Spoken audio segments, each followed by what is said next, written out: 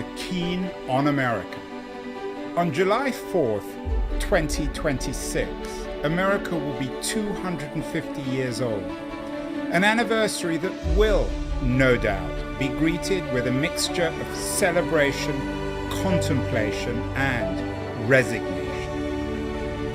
In Keen on America, we talk to prominent US citizens, not just about their country's past and present, but also about its future.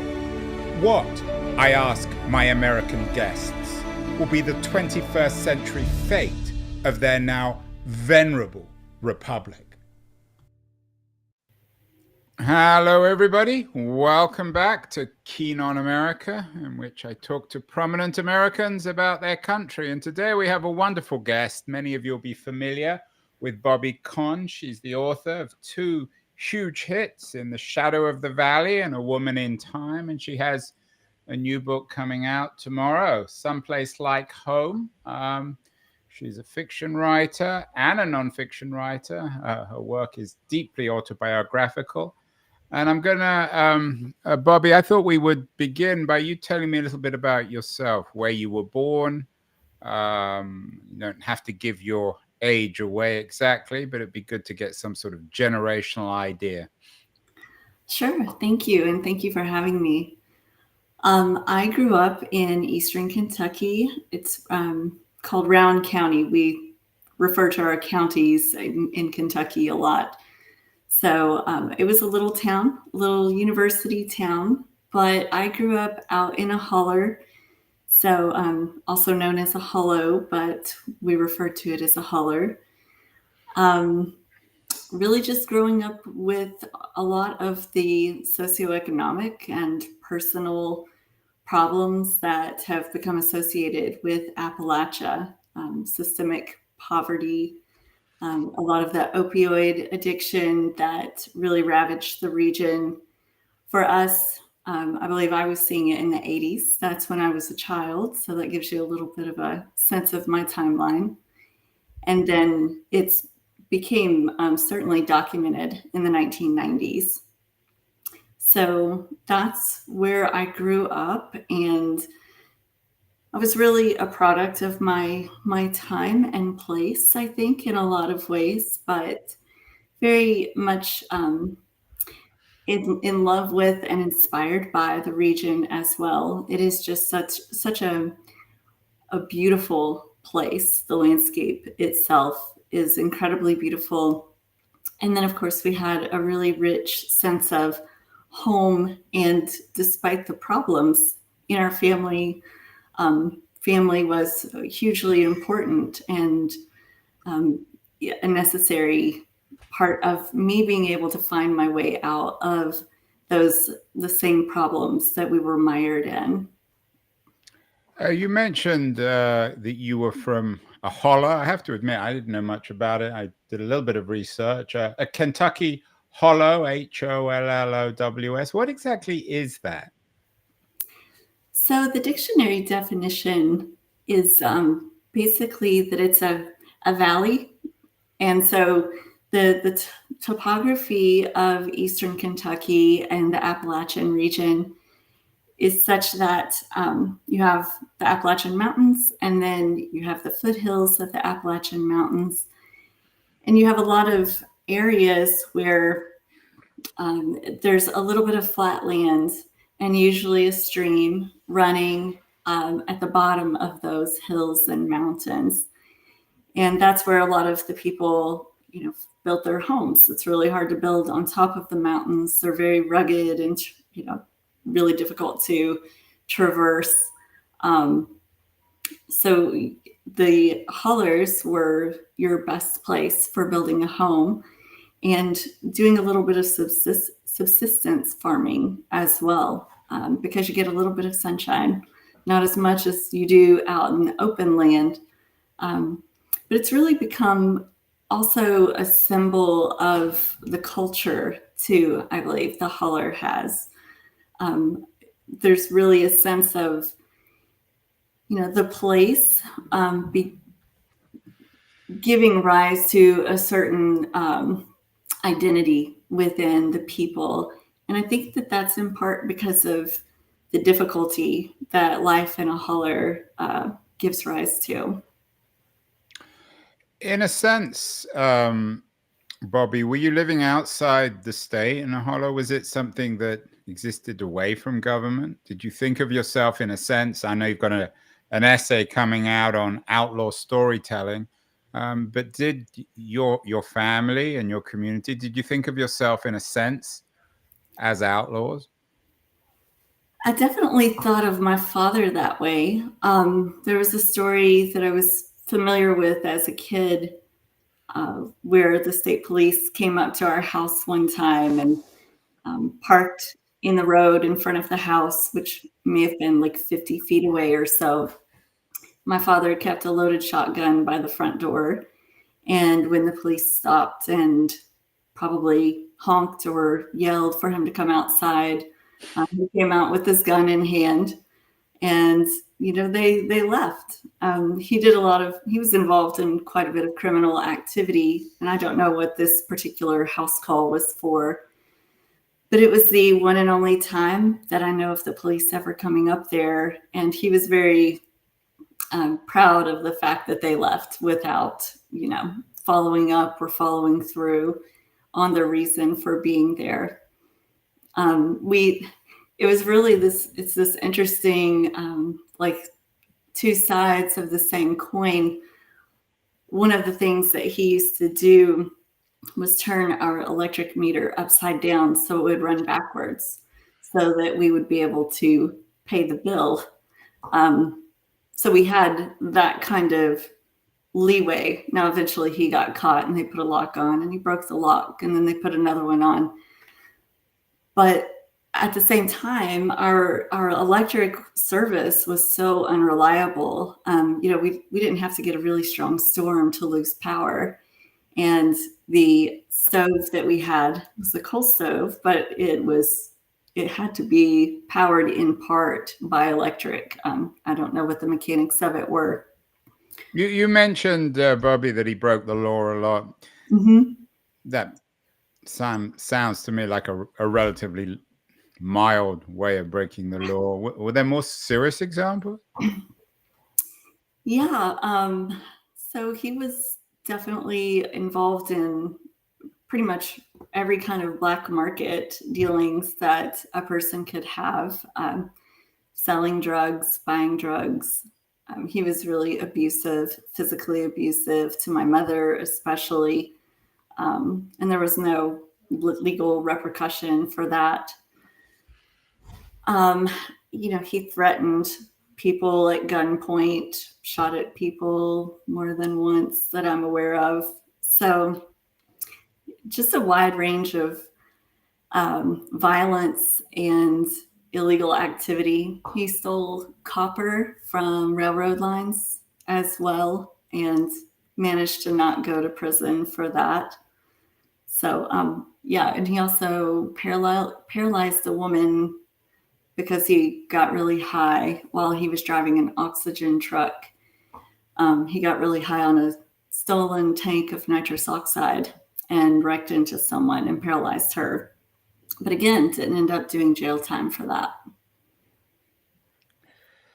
Bobby, goes without saying, certainly for people watching this, that you're white. How diverse was this community? And could a black man have got away with going out with a gun to the police and driving them off? I really grew up in a very non-diverse community. At the time, I believe there was one black family that I went to school with the children, at least. So there was not a sense of overt racism that I witnessed among my peers or community members, but there were also not a lot of opportunities to see that kind of thing on display. Now, it being a university town, life in the city limits may have been a bit different. And I suspect, probably a person of color wouldn't have gotten away with doing the things that my father did. And really don't know why he got away with them as much as he did. If it was just something about the time and place. I feel like it wouldn't be like that today, but there's probably also places that police avoid still. So I think that's a really interesting question to dive into.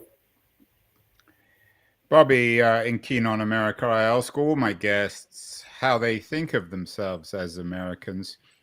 Did your father or your family did they think of themselves in as Americans as in the outlaw tradition? I mean, in a way, the story you tell is like a movie, a 19th century movie of cowboys living outside the law.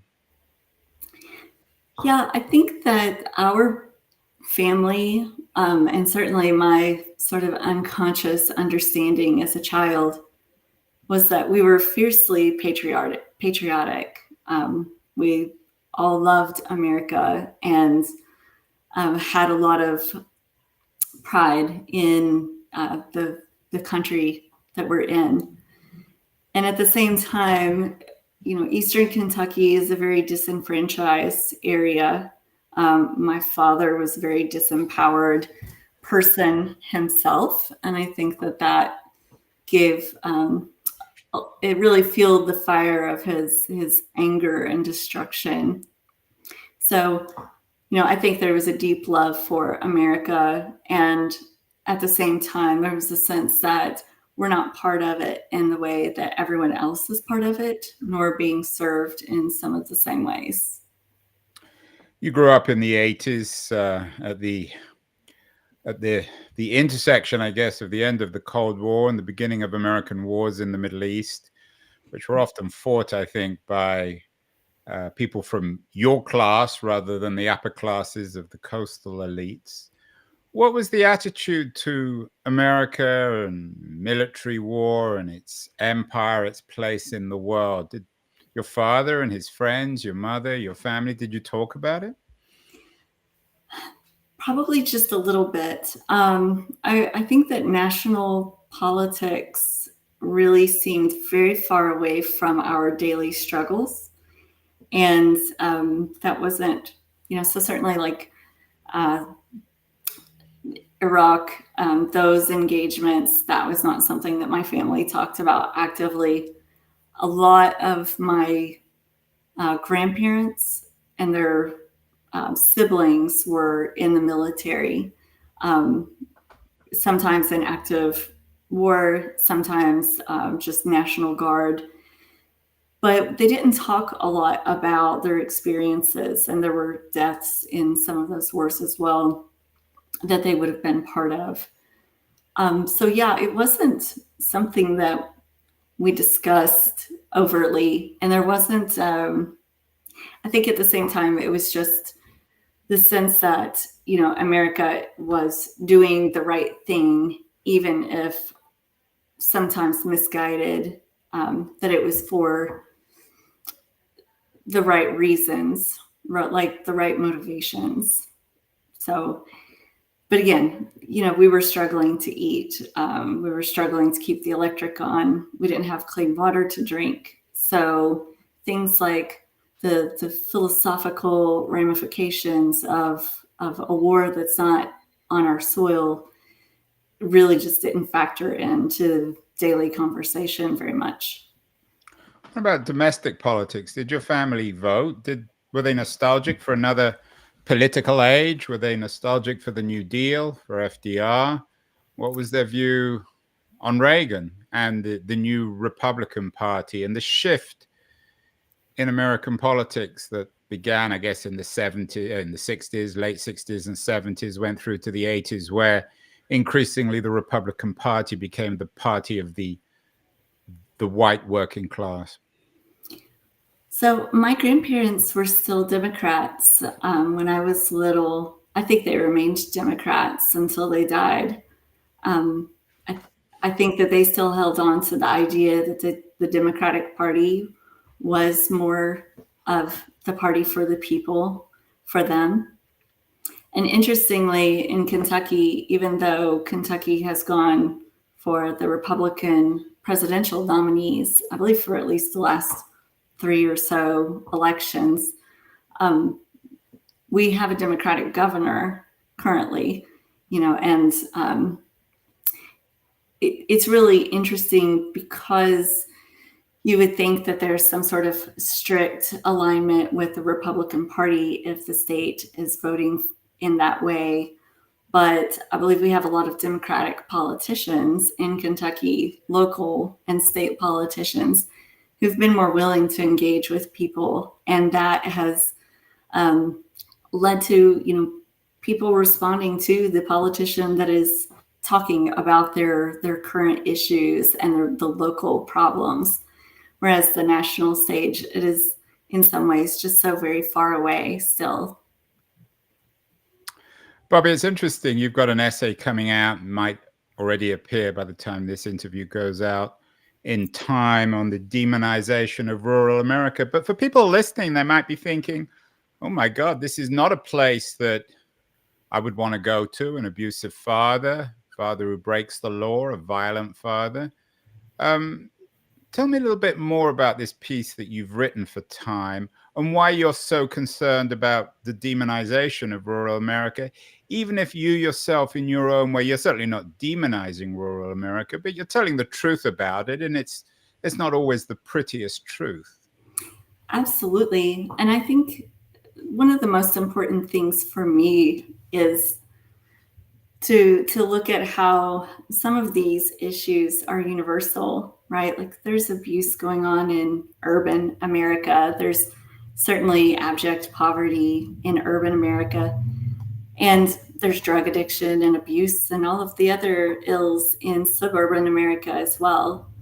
When I first began writing my memoir, quite a few years ago now, even though it was published in 2020, one of the first questions I asked myself was, what's wrong with us? What's wrong with my people? Because I was writing these stories about my individual life, and I thought... Because, of course, In the Shadow of the Valley, which came out in 2020. Yes, thank you. So I was associating these stories, these sometimes terrible, sometimes entertaining stories about my life with just the people that I grew up with. And it took a little time for me to work through and think about what was specific and unique to the place and the culture where I grew up versus what's happening everywhere. And then so my next question is, why did I always think that our history and our story looked so ugly in comparison? And I think still there are a lot of people who are quick to look at the social ills in rural America and conflate it with moral decay, whereas that's not the same thing that always happens when there's a discussion about problems in urban and suburban America. Like opioid addiction, I think, is a really good example of that.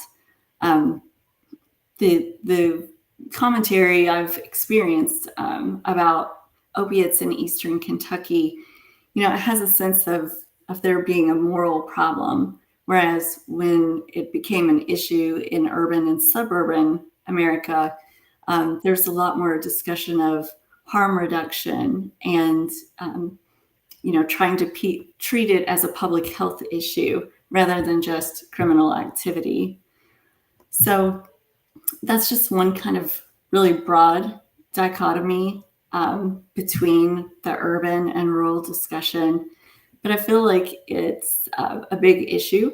And I think it's one of the problems that keeps us from moving forward collectively as a nation. We don't understand, and sometimes we're making assumptions about what different populations have to live with, what it takes to survive, and then why they make the choices they make.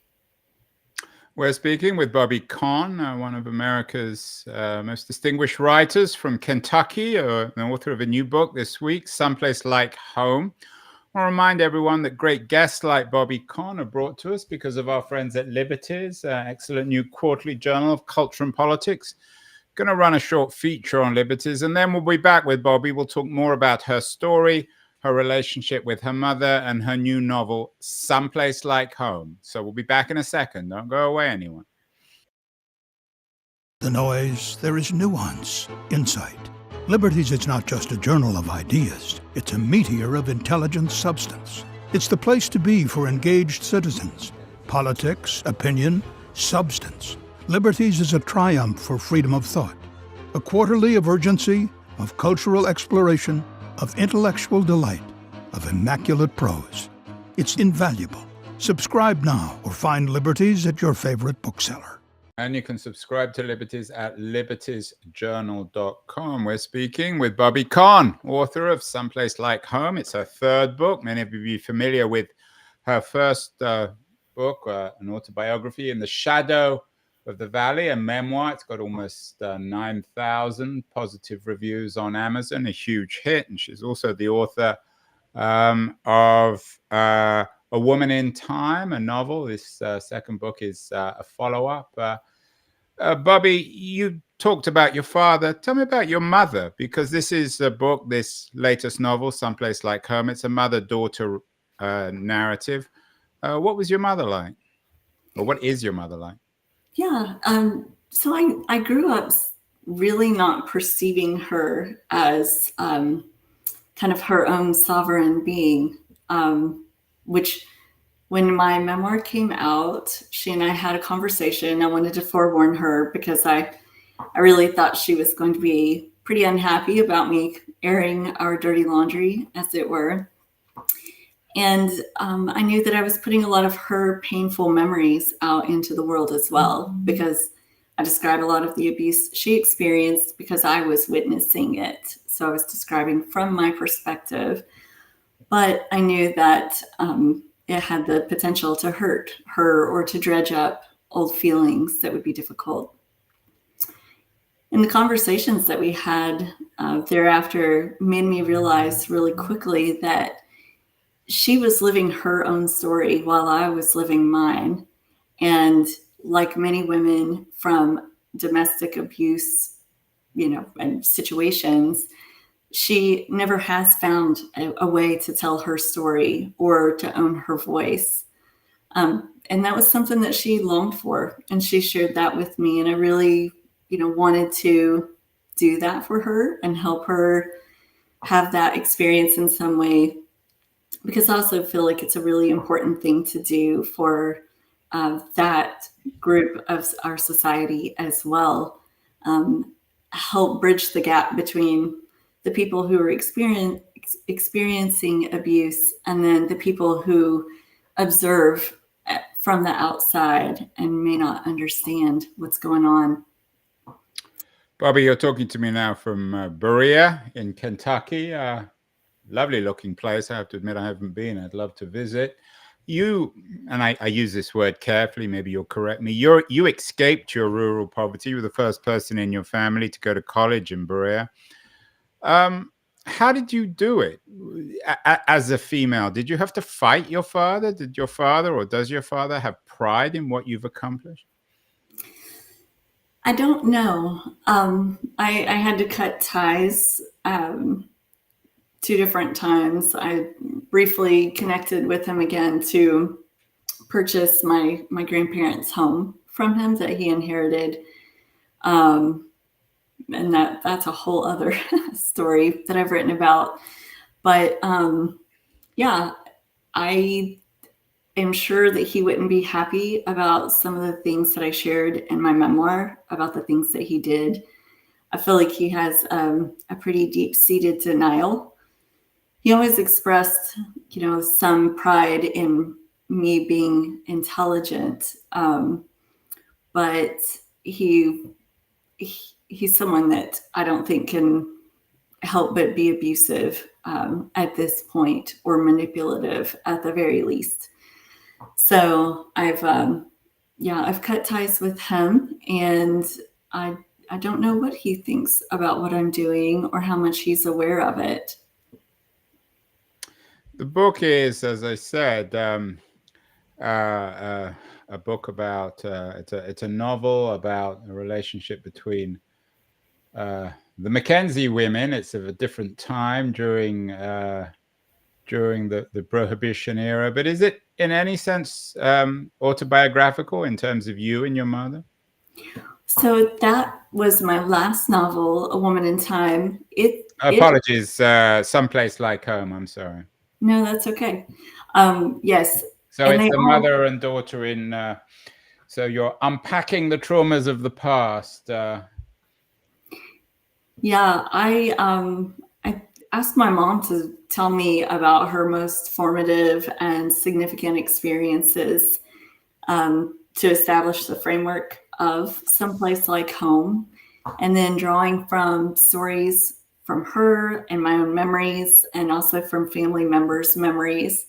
I created some fictional characters to represent my mother, her family, myself, and then really just try to sink into this character as an imagined version of my mother and figure out what would have gotten her from her childhood as she described it, through her teenage years as she described them, and then into the adult years that are very fraught with violence and a lot of pain. And then, she has definitely blocked out a lot of her memories as well for those years that she was with my father. So I had to create this fictional world and these fictional people. But for me, it's very much an exercise of trying to put myself in my mother's shoes so that I could understand, why did she allow our father to abuse me and my brother ultimately? And what conclusion did you come up with? My conclusion is that really, there's so much that goes into a person's personality and the choices that they feel they can make and that they have a right to make. That's where her rural setting and the constraints of that world were really interesting for me to explore. But my mom also experienced a really traumatic motorcycle wreck at the age of 18. And she married my father about 6 months after that happened. She would have been suffering from a traumatic brain injury that it went undiagnosed and untreated. So, she quickly went from an unhealthy dating relationship into this physical, serious problem that would have compromised her judgment. And then from there, it was just, I think, an onslaught of abuse and tearing down her sense of self in physical ways, emotional and psychological manipulation. And therefore, her ability to see clearly just became less and less strong. And that's what happens in abusive relationships. So I gained a lot of compassion for her. I thought that I would, but I really didn't understand what it meant when I first set out to write it. And at some point it clicked in me just how unmoored she must have felt at times within her marriage. And so I think that she was really just trying to survive. I don't think that it occurred to her that me or my brother were also suffering there, not because she didn't love us, but because her ability to see clearly and to comprehend fully was just obliterated by that point. Doesn't sound like a fun household, a fun childhood. Did you have any fun growing up? Yeah, and I hate that it may sound so negative. All of the books that I've written, including this one, I do really try to also bring in just the intense beauty that we were growing up around. You've got this great photo on your X page of beautiful woods. It makes me feel like I want to go there to those. Are those in Kentucky, that photo? Yep, that's it here in Berea. So if you ever visit, I could take you right to that spot. No, well, I'd Yeah. love to go. Yeah. So it was the land that made your childhood more cheerful. Is that fair? Yes, yes, definitely. And then there were people too. My granny and papa that I grew up next to were really important, positive figures.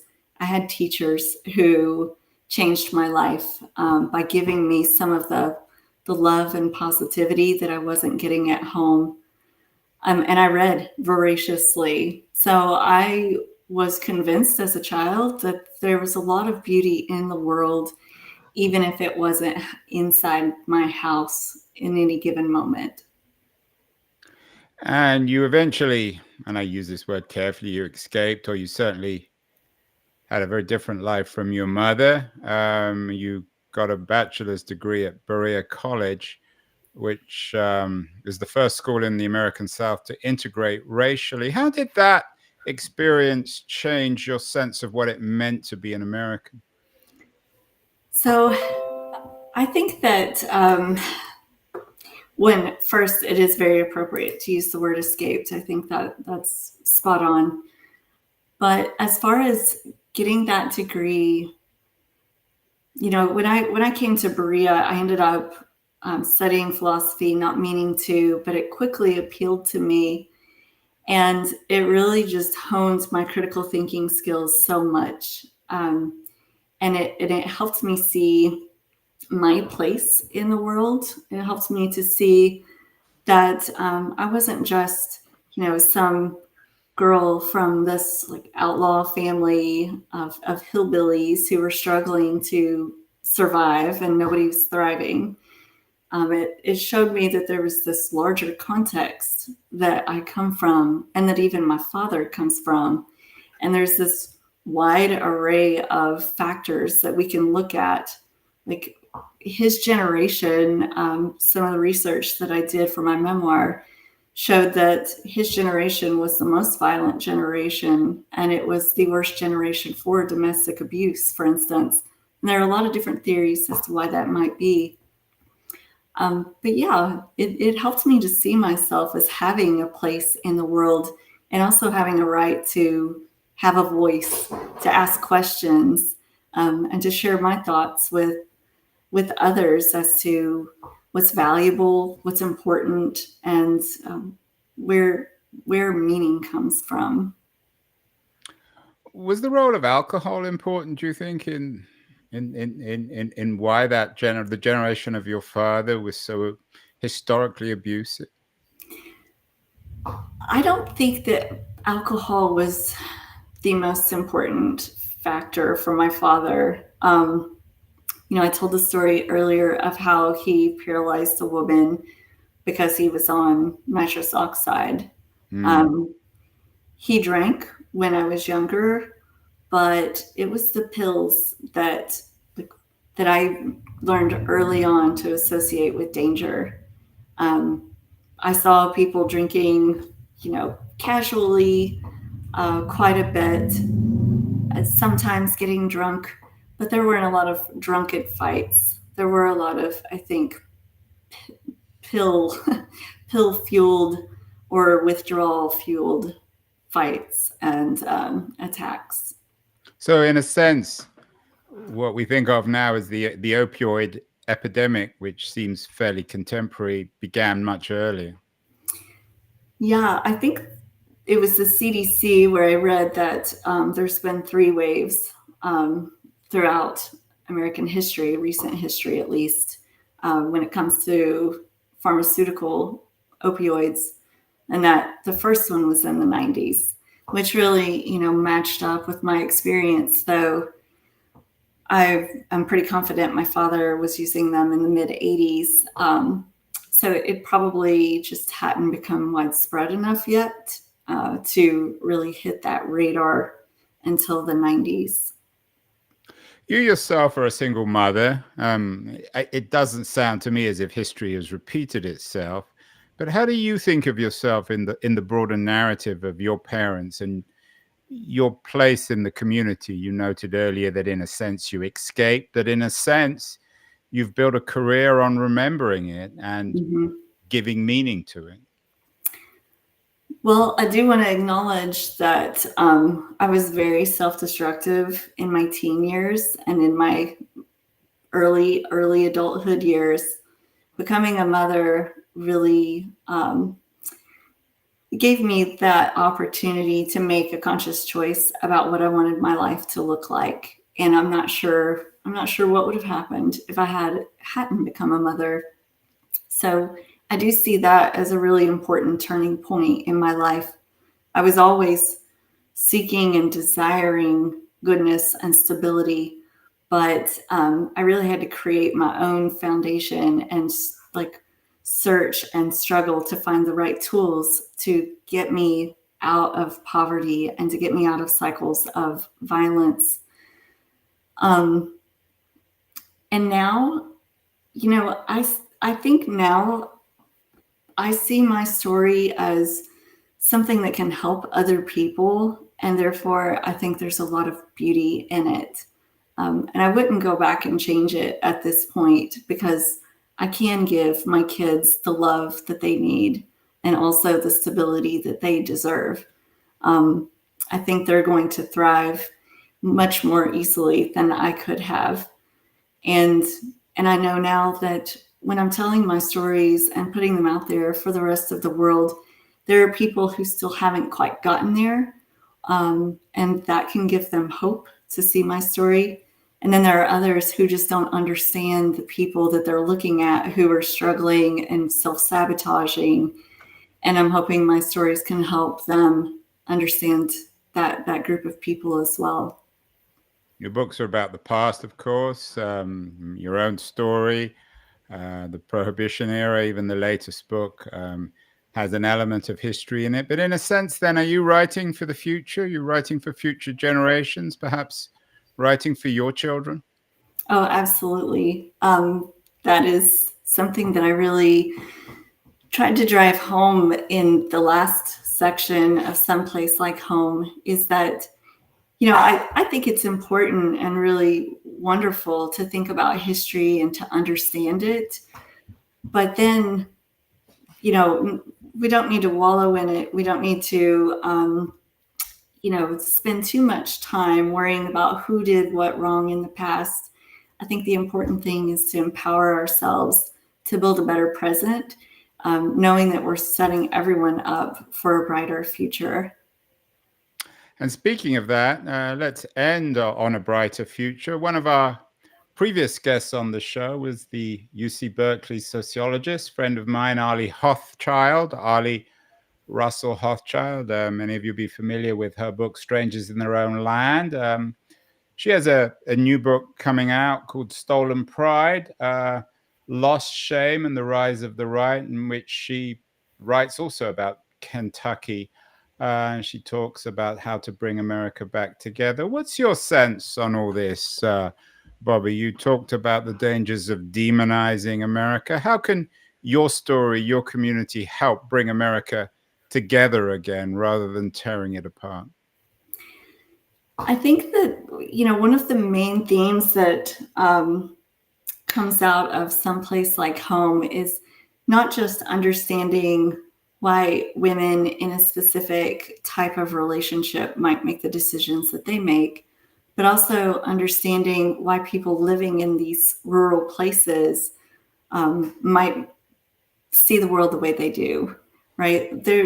I don't know what it takes to survive in inner city LA or to live in New York City, and I find it pretty daunting. And at the same time, there's a lot of people who couldn't just move up to the holler where I was born and figure out how to make a life for themselves that's fulfilling and joyful and meaningful. So I think that if we can just try to understand through stories and conversations, what are people contending with? What kind of strengths do you actually face day to day? Then one, we can stop arguing and just sort of placing blame all the time. But then also start taking the right steps toward policy changes and other socioeconomic and cultural, political steps that we can take to really solve those issues and move forward together. Finally, Bobi, I can't resist asking you this. We haven't mentioned Donald Trump, who I'm guessing is relatively popular still in Kentucky. Certainly writers like J.D. Vance from the right have made names for themselves out of similar families and family histories like yours. What do you make of the current politics in America? What do you make of the fact that the Trumps and the J.D. Vances of the world seem to, for better or worse, have appropriated your kind of story, your community, your culture to build their own political strengths? I think that we have a long worldwide history that we can look at and see what happens when large groups of people are economically disempowered and just, politically disenfranchised. And that those are the perfect times to manipulate a large group of people through their emotions, right? By instigating anger, placing blame, sort of averting their gaze from the reality to other issues that they can be used as a tool to accomplish like political goals.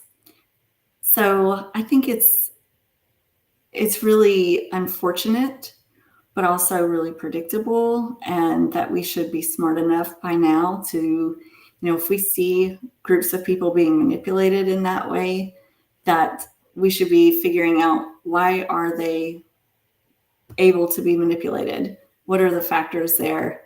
And then what can we do to fix that? What kind of conversations do we need to have to counter the manipulative arguments that they're being exposed to? And that's the part that I don't feel like we've gotten to yet. I feel like there's a lot of hand-wringing and frustration over people like me and my culture, my subculture, the choices they've made, the political choices they've made, but not really a lot of talk about what do we do to fix it and to counter it. And to me, it doesn't seem like it's so complicated. It does seem complex and difficult, but not complicated.